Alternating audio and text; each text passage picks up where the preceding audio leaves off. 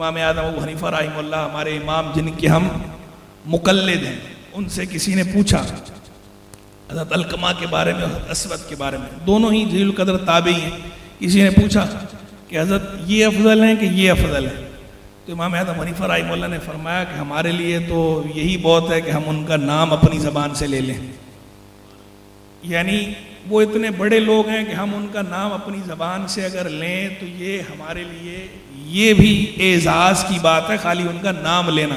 تو یہ ہمارا کام نہیں ہے کہ ہم ان کے مابین محاکمہ کریں یا ہم ان کے مابین فیصلے کریں یا ہم ان کے مابین یہ شروع کر دیں چھوٹا بڑا کا وہ. اعلیٰ حضرت امام اہل سنت رحمہ اللہ، ابھی میں مفتی احمد خان نعیمی رحمہ اللہ کا ذکر کر رہا تھا، تو مفتی احمد خان نعیمی رحمہ اللہ نے لکھا کہ اعلیٰ حضرت سے کسی نے پوچھا کہ غوث پاک بڑے کہ امام اعظم ابو حنیفہ بڑے؟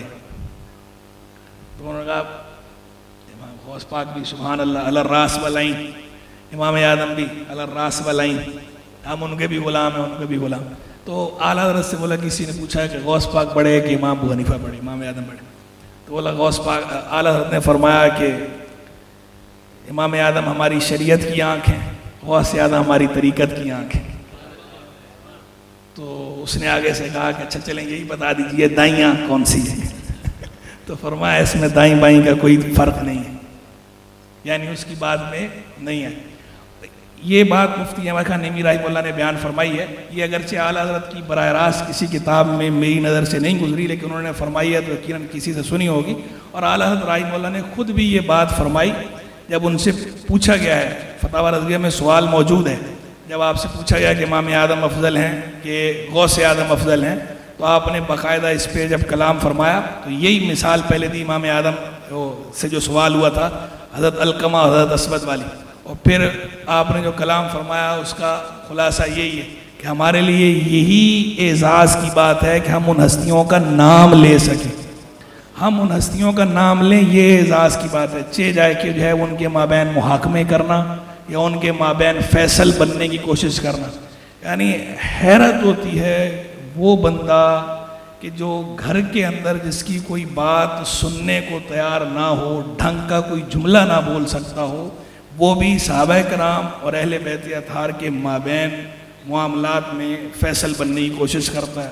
وہ بھی دھڑلے سے جو ہے وہ جملے بازی ایسی کر رہا ہوتا ہے اور اپنی رائے دے رہا ہوتا ہے، اوپینین اور اپنا فنڈامنٹل رائٹ سمجھ کے دے رہا ہوتا ہے. تو یہ انتہائی بدبختی کی بات ہے. ہمارا یہ کام نہیں ہے اہل بیت اطہار کے معاملے میں، صحابہ کرام رضوان کے معاملے میں اس طرح لب کشائی کرنا ہمارا نہیں بنتا. ہم ادب والے لوگ ہیں، اہل سنت، اہل ادب ہیں، اہل محبت ہیں. ہمارا شعار ادب تھا، ہمارا شعار جو ہے وہ محبت تھی. ہمارے امام تو وہ ہیں کہ وہ تو کہتے ہیں کہ کلمہ تصغیر کا استعمال کرنا بھی درست نہیں ہے، بزرگوں کے لیے بے ادبی ہے. جو بزرگ جو ہے وہ تصغیر کا کلمہ، اس میں مصغر جو ہے یعنی مکھ اور مکھڑا جیسے، تو وہ اگر کہیں کہ مکھڑا کا لفظ نہیں بولنا ان کے لیے یہ بے ادبی ہے، تو کہاں یہ اتنی سی بات کہ لفظ جو ہے وہ چہرہ ہے، مکھ بھی چہرہ ہے، مکھڑا بھی چہرہ ہے، لیکن وہ اگر اس لفظ کو پسند نہیں کرتے.